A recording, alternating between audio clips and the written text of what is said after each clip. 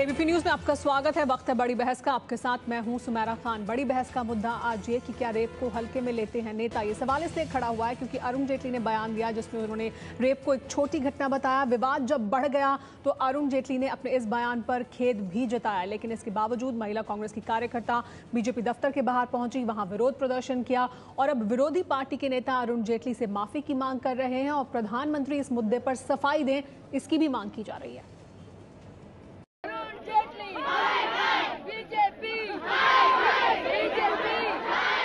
महिला कांग्रेस की कार्यकर्ताओं का ये गुस्सा भड़का है वित्त मंत्री अरुण जेटली के बयान को लेकर।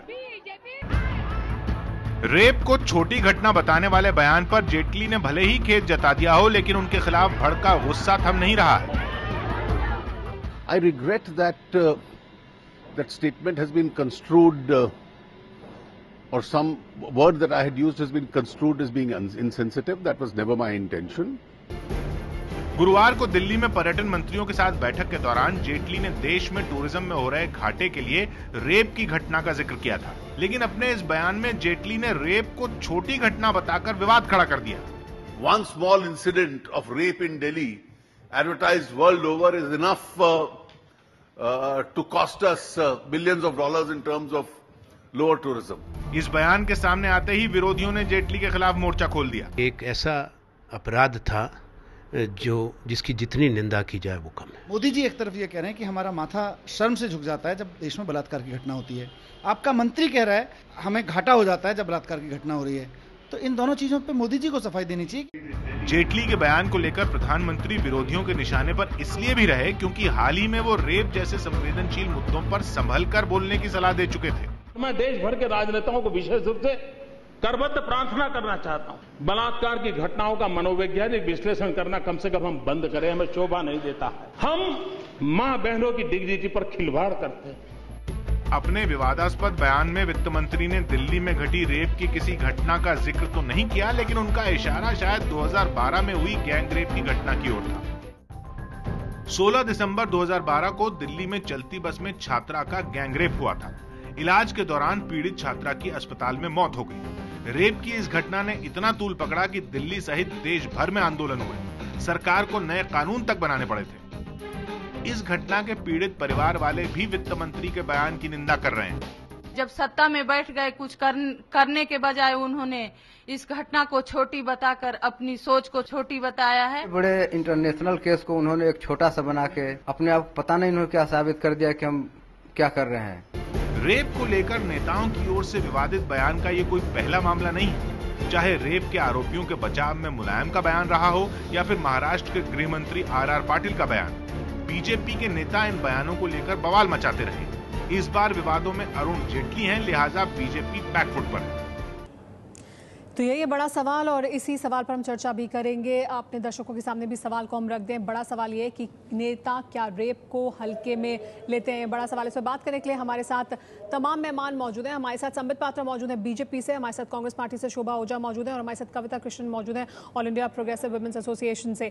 सबसे पहले संबित पात्रा, आपसे मेरा सवाल, इतने हल्के में लिया जा रहा है रेप के मामले को। अरुण जेटली जो है उन्होंने इस तरह के शब्दों का इस्तेमाल किया और बाद में जो उन्होंने जो खेद जताने के लिए शब्दों का इस्तेमाल किया वो भी ना काफी है, उन्होंने खेद भी सही से नहीं जताया है।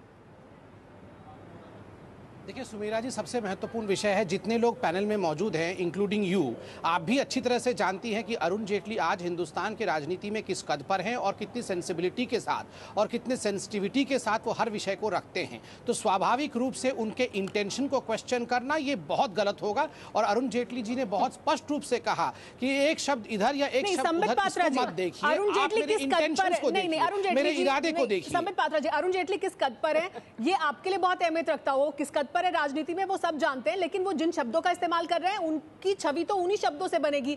वो महिलाओं को लेकर, रेप को लेकर, दिल्ली के इतने बड़े जो मामला था जिसको आपकी पार्टी ने इतनी बुरी तरह उठाया, उसको लेकर वो स्मॉल इंसिडेंट कहते हैं। सुमेरा जी, बिल्कुल नहीं कहते हैं वैसा। पूरे कॉन्टेक्स्ट में इस विषय को देखने की आवश्यकता है। पहला विषय तो यह है कि सुमिरा जी, आप भी अपने दिल पे हाथ रख के पूछिए। आप भी अच्छी तरह से जानती हैं कि अरुण जेटली जी का अर्थ वैसा नहीं है जैसे दिखाने की कोशिश की जा रही है। और उन्होंने टूरिज्म के विषय में कहा, उन्होंने यही कहने की कोशिश की है कि लॉ एंड ऑर्डर सिचुएशन के साथ अगर छोटी सी भी गलती हो जाती है पुलिस से, उनको छोटा लगता है, मगर कितना बड़ा हादसा हो जाता है, कितना कुछ बदल जाता है, देश के छवि को धक्का लगता है, देश को इकोनॉमिक लॉस होता है। उन्होंने इस विषय में कहा है कभी भी अरुण जेटली जैसे इस कद के नेता, ये बिल्कुल भी आप भूल जाइए कि उन्होंने इनसेंसिटिवली इस विषय को रखा। कविता कृष्णन आपसे इत्तेफाक नहीं रखती। अरुण जेटली एक बहुत बड़े लॉयर भी हैं, वो भी हम सब जानते हैं, और शब्दों की अहमियत और एक एक शब्द के क्या मायने निकाले जा सकते हैं ये भी वो बखूबी जानते हैं। तो इस बात से भी इनकार नहीं किया जा सकता। वो जितने बड़े नेता हैं वो उतने बड़े वकील भी हैं और शब्दों की अहमियत जानते हैं। कविता कृष्णन जी।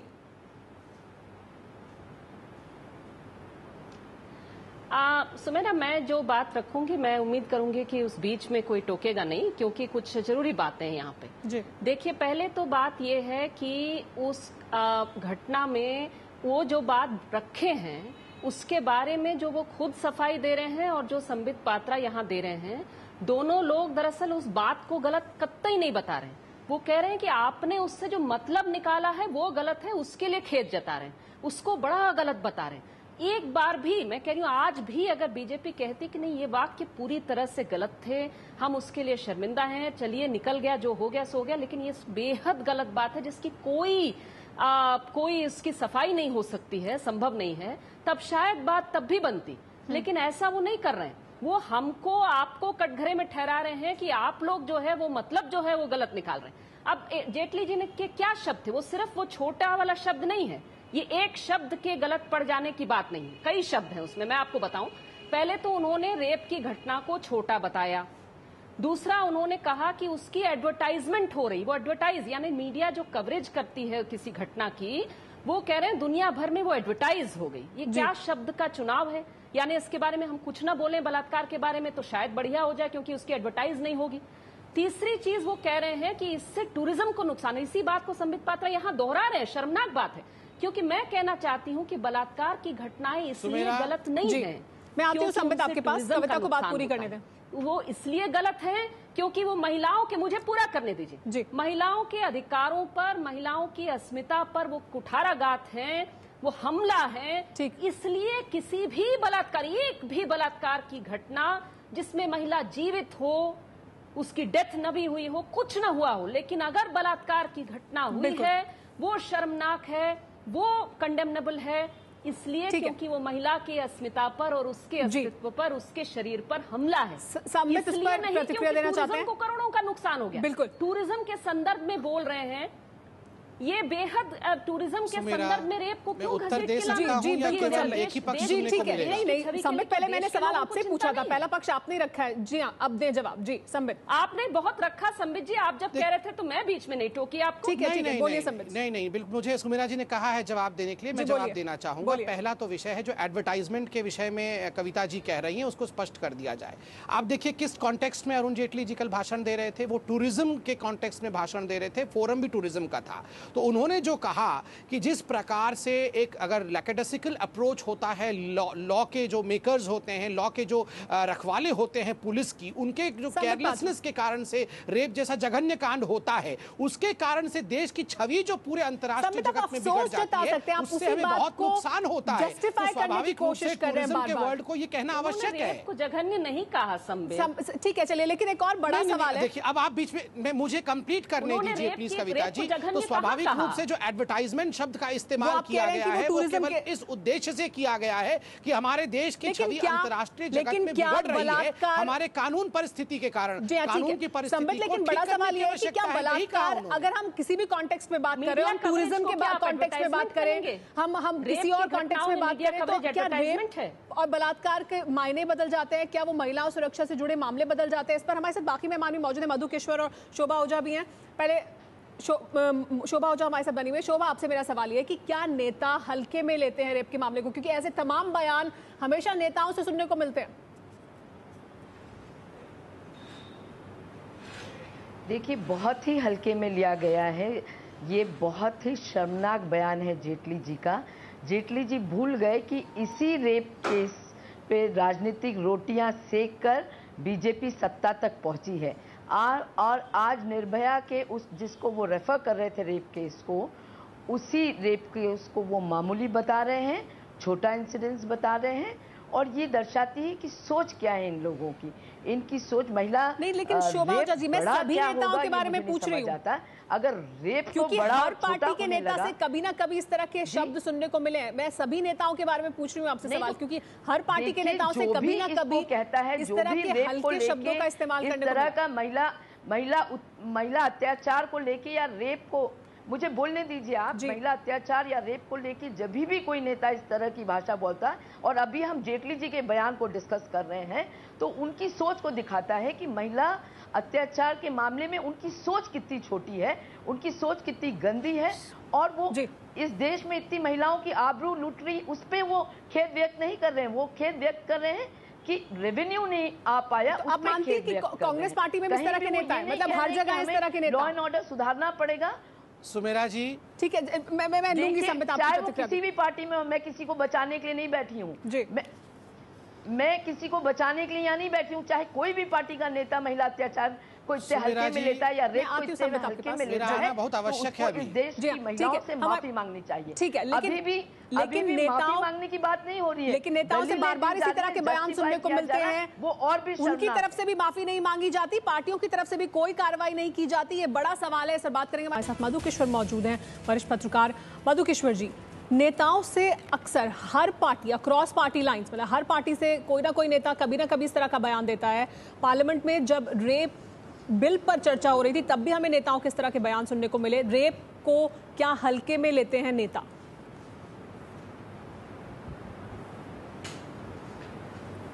देखिए, इसमें दो राय नहीं कि अधिकतर नेता रेप को छुटपुट घटनाएं मानते हैं, और विशेषकर वो नेता जिनका सामाजिक मुद्दों से बहुत कम जुड़ाव रहता है। और शायद इसीलिए अरुण जेटली के मुंह से भी इस तरह के शब्द निकल गए, क्योंकि उनका जुड़ाव सामाजिक मुद्दों के साथ रहा नहीं, कानूनी मुद्दों के साथ, पर सामाजिक मुद्दों के साथ नहीं रहा। दूसरा, उन्होंने तो माफी मांग ली, उन्होंने तो अपोलोजाइज कर दिया, पर मुझे समझ नहीं आ रहा कि संबित पात्रा क्यों उसको तरह तरह से जस्टिफाई करने की कोशिश कर रहे हैं। तीसरा, अगर टूरिज्म के संबंध में भी अरुण जेटली जी ने कहा, तो मैं उनसे ये गुजारिश करना चाहूंगी कि वो ये भी समझे कि कोई भी मुल्क टूरिज्म फ्रेंडली हो ही नहीं सकता अगर वो सिटीजन फ्रेंडली नहीं है। जिस मुल्क के बाशिंदे खुद को सुरक्षित महसूस नहीं करते, विशेषकर महिलाएं सुरक्षित महसूस नहीं करती, वो कभी भी टूरिज्म फ्रेंडली हो नहीं सकता।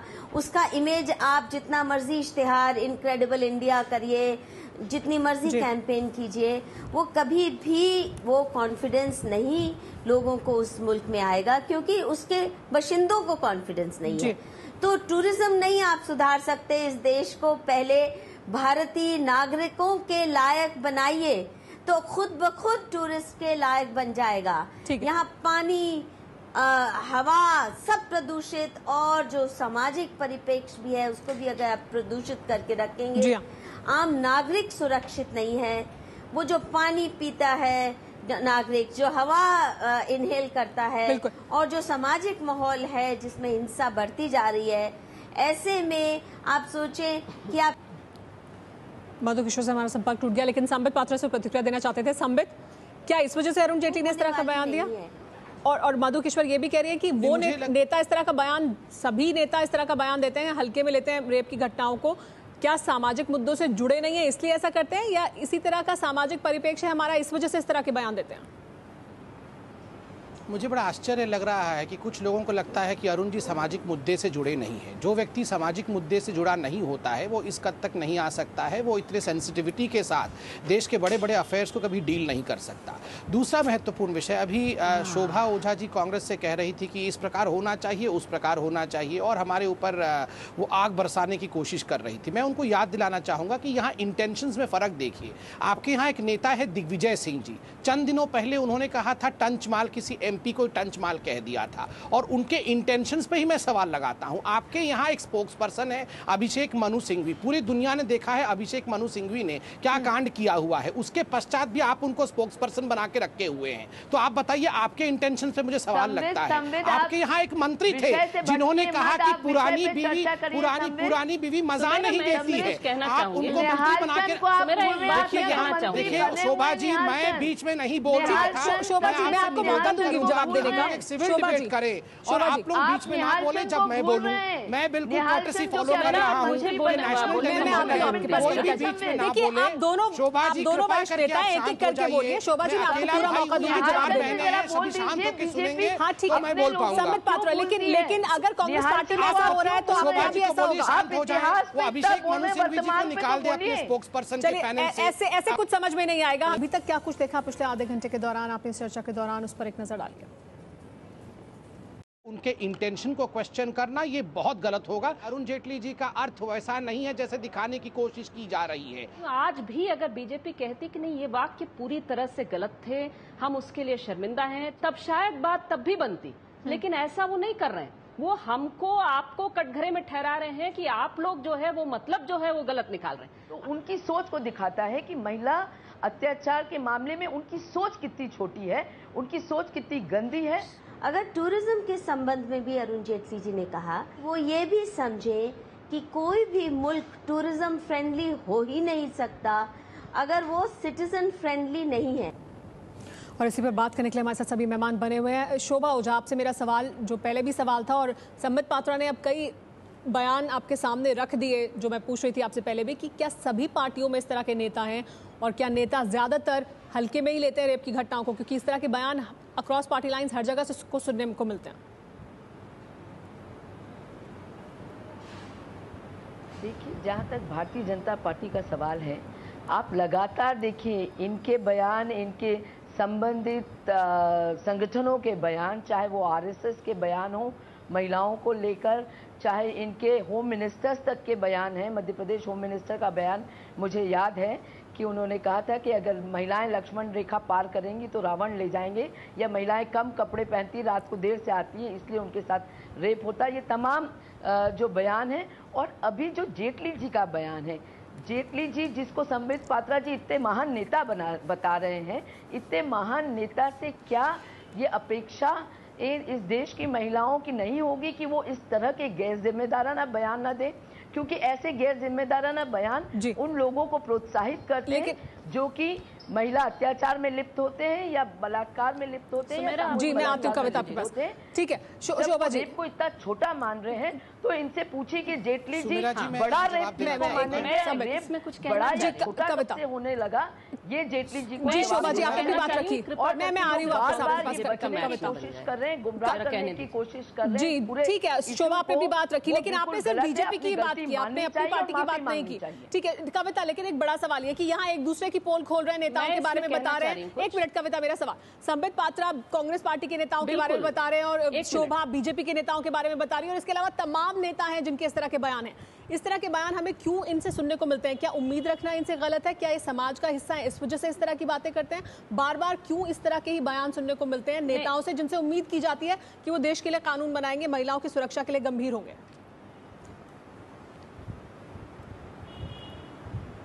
सुमेरा, मैं सबसे पहले यहाँ कह दूं कि बिल्कुल रेप को लेकर के महिलाओं को दोष देते हुए, उसको रेप को छोटा बताते हुए बयान जो है वो कांग्रेस के बहुत सारे नेता, अभिजीत मजूमदार को ले लीजिए, दिग्विजय सिंह को ले लीजिए, दिग्विजय सिंह का दूसरा वाला जो मध्य प्रदेश वाला कांड था जिसमें एक पुरुष ने रेप का आरोप लगाया था, उसके बारे में घटिया घटिया से जोक्स करना। इसमें सीपीएम के नेताओं के बयान, जो बंगाल के सीपीएम के नेता हैं उनके ढेर सारे इस तरह के बयान हैं।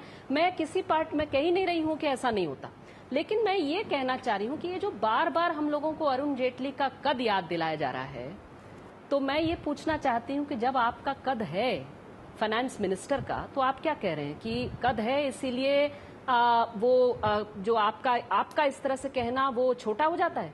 आपका कद है इसीलिए देश के नागरिक आपसे सवाल नहीं पूछेंगे, देश की महिलाएं आपसे सवाल न पूछें, आपके शब्द सही हो जाएंगे क्योंकि आपका कद ऊंचा है? ये जो बात बार बार यहाँ संबित पात्रा हमारे बीच में रख रहे हैं, ये मुझे बेहद आश्चर्यचकित कर दे रहा है। आपका कद है, इसीलिए आपसे ज्यादा सवाल होंगे। आप एक मिनट बोलने दीजिए, आप बीच में मत बोलिए। संबित, मैं आपको मौका दूंगी, कैसे ना डाउट करें, संबित मैं आपको जवाब देने का मौका दूंगी, सभ्य चर्चा करिए। नहीं संबित, करना मैं आपको मौका दूंगी जवाब देने का, आप उनको बोलने दीजिए। गलत हो जाएगा। संबित, आप बीच बीच में ये बुलिंग टैक्टिक्स मत करिए, बोलने दीजिए। जी सुमेरा, मैं ये कहना चाह रही हूँ कि आपका कद बड़ा है, इसलिए लोगों को डाउट करना ये गुनाह हो जाएगा। ये डाउट करने वालों के खिलाफ संबित पात्रा लगातार शब्द रहे। एक शब्द उन्होंने निंदा में, उन वाक्यों के बारे में निंदा में एक शब्द उन्होंने नहीं कहा, एक शब्द नहीं। जी चलिए, और आपसे पता लगता है कि अरुण जेटली का निंदा भी फर्जी है। वो भी निंदा जो है, वो जो कंस्ट्रूड हमने क्या मतलब निकाला उनके रिमार्क का, उसकी निंदा अरुण जेटली कर रहे हैं, अपने शब्दों की निंदा नहीं कर रहे हैं। और मैं ये मानती हूँ कि क्योंकि आपका कद फाइनेंस मिनिस्टर का है, आप इस सरकार के सबर करें, बात करने में पूरी मैं आपके पास आ रही हूँ। जी हाँ संबित, ये सवाल मैंने आपसे पहले ही पूछा था, जो अब कविता सवाल उठा रही है कि जब अपने शब्दों के लिए अफसोस जाहिर किया अरुण जेटली ने, तो भी उन्होंने कहा कि आपने मतलब गलत निकाला, मेरा ये मतलब नहीं था। लेकिन सबने वही मतलब निकाला है उस बात से जो वो कह रहे थे। देखिए, आज महत्वपूर्ण घटना हो रही है देश में, ये क्लासिकली मैं कहूंगा जो अनएम्प्लॉयड पॉलिटिशियंस हैं, जिनको कोई मुद्दे नहीं मिल रहे हैं। 100 दिन पूरे होने वाली है सरकार के, एक भी स्कैम बाहर नहीं आया। हम 100 दिन के बारे में बात नहीं कर रहे हैं। 25 स्कैम आ गए होते, बहुत हम 100 दिन की बात नहीं कर रहे हैं संबित, यहाँ पर हम महिला सुरक्षा और रेप के बारे में बात कर रहे हैं। अपना विषय मुझे एक बार कंप्लीट करने दीजिए, मुझे कंप्लीट करने दीजिए। स्वाभाविक रूप से जब कोई इश्यू निकल के नहीं आ रहा है तो कांग्रेस ऐसा कर रही है। मैं कांग्रेस को एडवाइस करूंगा कि अरुण जी के एक कॉन्स्टिट्यूटेड स्टेटमेंट को छोड़ के रुखसाना के बारे में चिंता करें। रुखसाना फिंगर दिखा रही है चिदम्बरम जी की ओर, रुखसाना बात कर रही है केवी थॉमस के बारे में, मगर आज पूरी मीडिया क्यों शांत है रुखसाना के बयान के ऊपर? मैं पूछना चाहता हूँ मीडिया पर इल्जाम लगा दीजिए। यहाँ तो धरना नहीं आ गई, रुखसाना के घर गई थी क्या शोभा जी? शोभा जी, आपको रुखसाना के घर पे जाना चाहिए, थोड़ा रुखसाना के बारे में चिंता करिए। क्या कह रही है रुखसाना की? काम पाने के लिए कांग्रेस के नेताओं ने उनका इस्तेमाल किया, जताने के बजाय सम्मान है महिलाओं का आपकी नजर में। संबित, आपसे बेटर तो अरुण जेटली है ना। अरुण जेटली ने तो फिर भी किसी हद तक ही सही, भले ही शब्दों का चयन उन्होंने ठीक ठाक किया हो, लेकिन उन्होंने अफसोस जताया। आप तो लगातार जस्टिफाई कर रहे हैं उसको, हमने भी और अरुण जी ने आप लगातार उस बात को जस्टिफाई कर रहे हैं। लेके विषय को मत दिखाइए, आप आउट ऑफ कॉन्टेक्स्ट क्यों लेके जा रही हैं विषय को? आप ये कह रहे हैं कि अरुण जेटली ने जो कहा वो ठीक था, उन्होंने रेप को इंसेंसिटाइज नहीं किया। आप संबित, आप ये कह रहे हैं कि जो कहा ठीक था, छोटा बताना सही नहीं हो जाता है। ठीक है, एक मिनट मधुकिशोर जी, मधुकिशोर जी में रेप को छोटा बताना सही नहीं हो जाता है। मधुकिशोर करके संबित पात्रा को बताया जाए, एक मिनट रुखसाना के घर गई है, बताना सही नहीं हो जाता। यहाँ प्रदर्शन करने तो आ गई, देश की महिलाएं कह रही हैं, जरा सुन लीजिए आप। कांग्रेस पार्टी क्या कर रही है उससे ज्यादा आपको चिंता है, या आपकी पार्टी के नेता क्या बयान दे रहे हैं मत करें प्लीज, उसको लेकर आपको चिंता है? को करने दीजिए मैडम। ठीक है मधुकिशोर जी, आप सुन रही है इस चर्चा को और संबित पात्रा की प्रतिक्रिया को। वो लगातार बयान को सही बताने की कोशिश कर रहे हैं कि वो बयान सही है। देखिए शोभा जी, आप मुझे जवाब नहीं दे रही है कि आप रुखसाना के घर गई थी, उसको नहीं, मुझे लग रहा है कि जब अरुण जेटली जी संबित बहुत बोल दिया हमारे लिए महिला अत्याचार, संबित खुदा के लिए, जब अरुण जेटली इशू है, जब प्लीज बीच में मत इंटरप्ट कीजिए। शोभा, एक मिनट, मधुकिशोर को सुन लेते हैं। जी मधु। शोभा जी बोलिए। मेरा आपसे अनुरोध है कि जब जिस व्यक्ति ने बयान दिया, यानी अरुण जेटली ने जब बयान दिया और उन्होंने खेद प्रकट कर दिया, तो मुझे लगता है कि बात यहीं पे खत्म होनी चाहिए। अब खेद प्रकट पब्लिकली किया, संबित क्यों इस बात को आगे खींचे जा रहे हैं? खुदा के लिए संबित इस तरह मत कीजिए, इस बात को आप बेवजह बढ़ाए जा रहे हैं।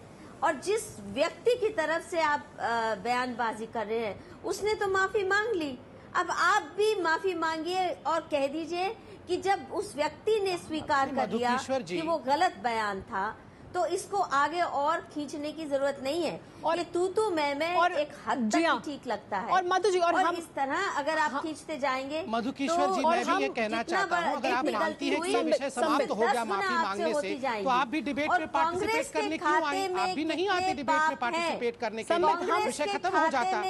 आप भी तो डिबेट में पार्टिसिपेट करने आ गई।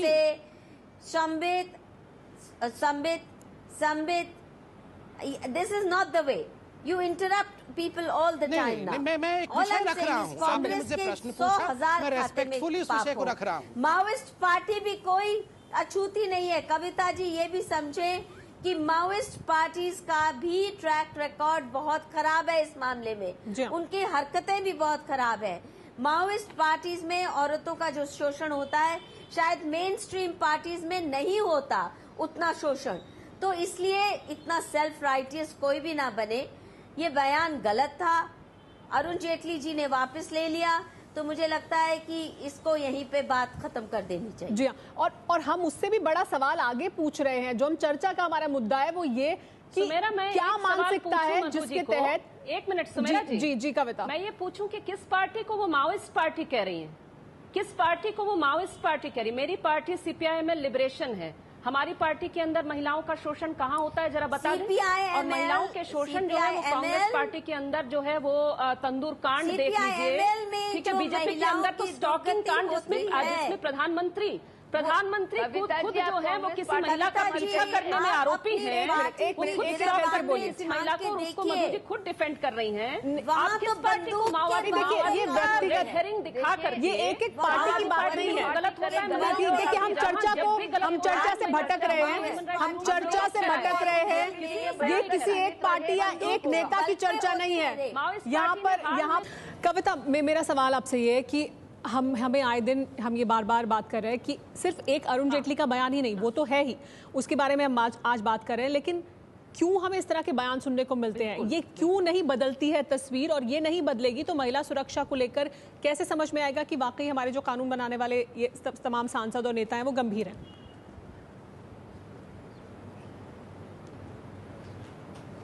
सुमेरा, मैं ये कहना चाह रही हूँ कि ये सिर्फ बयान नहीं है। जब इतनी पार्टियों से लोगों का बलात्कार के बारे में, महिलाओं के बारे में इस तरह का सोच होता है तो वो पॉलिसी को भी अफेक्ट करता है। मैं उदाहरण आपको दूं, एकदम ताज़ा उदाहरण है।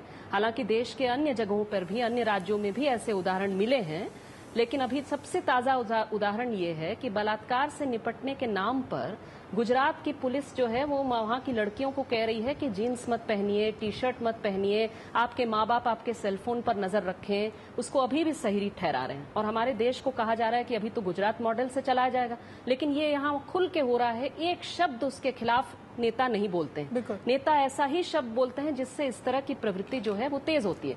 जब हमारे नेता, जब हमारी पुलिस खाप पंचायतों की तरह व्यवहार करेंगे, जब वो रेप को, या तो मुलायम सिंह ने भी ठीक यही कहा जो अरुण जेटली आज कह रहे हैं कि वो बड़ा हल्का सा घटना है, स्मॉल इंसिडेंट होती है, अरे ठीक है, छोटी घटना है, उसको छोटा बताना, या अगर बहुत बड़ा भी बता रहे हैं तो फिर उस महिला को कटघरे में खड़ा करना, मतलब ये कहीं ना कहीं गंभीर है, क्योंकि सेलफोन का यही नीति निर्धारक है। महिलाओं की आजादी पर पाबंदी लगाना जी नहीं। मैं जो जोर देना चाह रही हूँ, मैं जोर देना चाह रही हूँ कि जो हमारा फ्रेमवर्क है, नजरिया है रेप को देखने का, उसमें जोर दे करके महिला आंदोलन ये कह रहा है कि महिलाओं की आजादी के नजरिए से देखिए, ताकि कोई स्नूपिंग की घटना, स्टॉकिंग की घटना, बलात्कार की घटना को इस नाम पे सही न ठहराएं कि वो महिला को कटघरे में खड़ा करें, कहें कि तुम्हारी सुरक्षा। हमारे पास क्योंकि समय कम है, आखिर में मैं सबकी प्रतिक्रिया इस पर लेना चाहूंगी।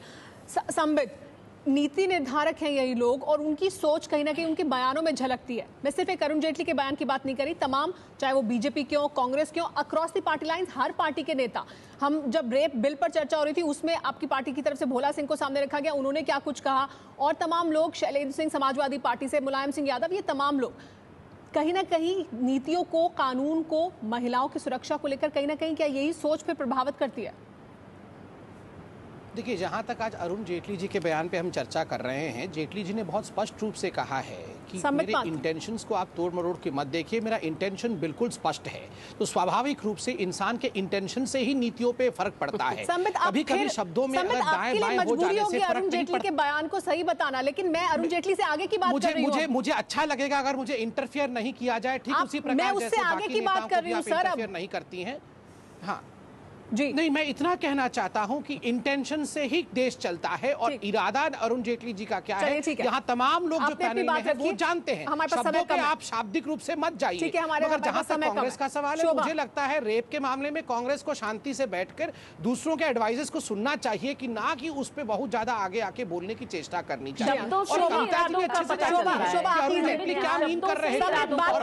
समय खत्म हो रहा है। शोभा को प्रतिक्रिया का मौका दीजिए। पहले निहाल चंद को बर्खास्त करिए, उसके बाद आप रेप पे आप पहले अभिषेक मनु सिंघवी जी को स्पोक्स पर्सन से हटाइए। आप लोग इससे बाहर नहीं निकल सकते। यही राजनीति आप लोग करेंगे। हमें यहीं पर इस चर्चा को खत्म करना होगा, क्योंकि एक दूसरे पर आरोप लगाने से ये जो गंभीर मामला है वो कम नहीं हो जाता है। बड़ा सवाल ये है कि नेता बार बार इस तरह के बयान देते हैं, कहीं ना कहीं उनकी सोच और उनकी मानसिकता को दर्शाता है। सिर्फ एक नेता नहीं, हर पार्टी के नेता इस तरह का बयान देते हैं और ये नीति निर्धारक हैं, कानून बनाने वाले हैं और इनकी सोच से समाज पर प्रभाव पड़ता है।